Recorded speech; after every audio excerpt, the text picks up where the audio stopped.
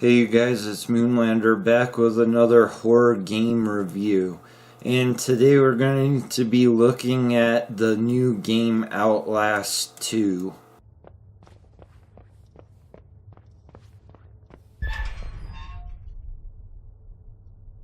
Now, Outlast 2 is a game that puts you in the middle of a situation that you would never want to be in. It's like being in the middle of a terrible horror movie. And by terrible, I mean absolutely frightening. You play as a guy named Ethan, and him and his wife take a helicopter to an area in Arizona to investigate the murder of a pregnant woman. And on their way there, some sort of light and signal makes their helicopter wreck and they become separated. And as you play Ethan, you have to make your way through various psychotic cults in order to find her. And you get flashbacks of a Catholic school that you attended as a kid on your way there. Now, for the good things about this game, as it was scary. I jumped numerous times while playing this game, and I didn't play it with headphones or in the dark, so they did a good job at making a scary game. Everywhere you go in this game seems like you're in a horror movie. It's all dirty and grimy. There's lots of places just decorated with gore, and it's all pretty creative stuff. And the enemies that you're running from, because you do not fight in this game, just like in the first one, you have a camcorder. And basically, the main purpose of this camcorder is just so you can have night vision. You can listen through walls, but I never really found that to be very useful.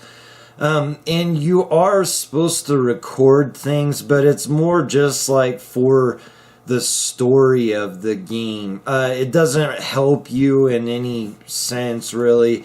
I mean, most of the time I just wanted to get the hell moving. I didn't want to stop and film something. Yeah, and one of the best things done about this game is the feeling of dread you have the whole time playing it. And I don't think it's spoiling anything by saying as soon as you start this game, you're worried that the game's not going to have a happy ending. It just feels like one of those stories. And another thing I really liked about this game is you have to run from a lot of situations, and they did a really good job at certain parts of making really intense chase scenes where it feels like you just escaped in the nick of time. And I found those the parts where you were chased, and you could tell it was designed where you had to crawl under things, jump over things, all while you're listening to the enemies chasing you down. And there's also the ability to look behind you, which why you would want to do that, I don't know. But I did use it a few times just to see how close they were, and I was sorry I did. So those chase parts in the game were really exciting, I thought. Okay, and now for the bad things about this game is the story presentation is terrible. I mean, it's almost non-existent. When I finished the game, I looked up a video on YouTube to explain the story, because I really had no idea.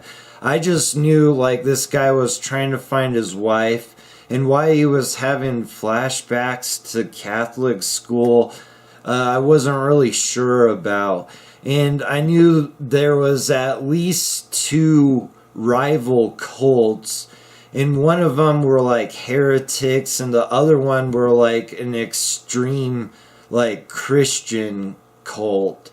And what their deals were, I had no idea. So I looked up a video, And this guy said that he found every collectible and filmed everything you could, and that was the only way he was able to figure the story out. So, I mean, to me, that just doesn't seem right, because most of the time you're trying to hurry and escape areas, not look for little papers you can barely read to describe the story to you. And he said he thought the storytelling on Outlast 2 was worse than Destiny. And if you played Destiny, I mean, I just didn't even think there was a story to that game. And look, I know it's a horror game and it's supposed to be scary, intense. But look, every time I played this game, I wanted to stop playing it. And every time I did stop playing it, I had to convince myself to come back to it. Now, that means they made like a successful horror game, and in my opinion, and it's scary. But I've played other horror games that I thought were really good.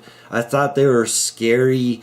And, you know, I did want to keep playing them, but this one, I had to convince myself to keep playing it. I mean, it was a struggle to finish this game. I mean, it's not a fun experience. And the gameplay to me is, you know, it's not very good gameplay. Like, you do hide and stuff, like whether it be tall grass or barrels. But it's not really a stealth game. It's more like, which way do I need to run in order to escape this situation? And you have to die to figure that out. Like, there was parts I probably had to die like 10 times before I could get past them.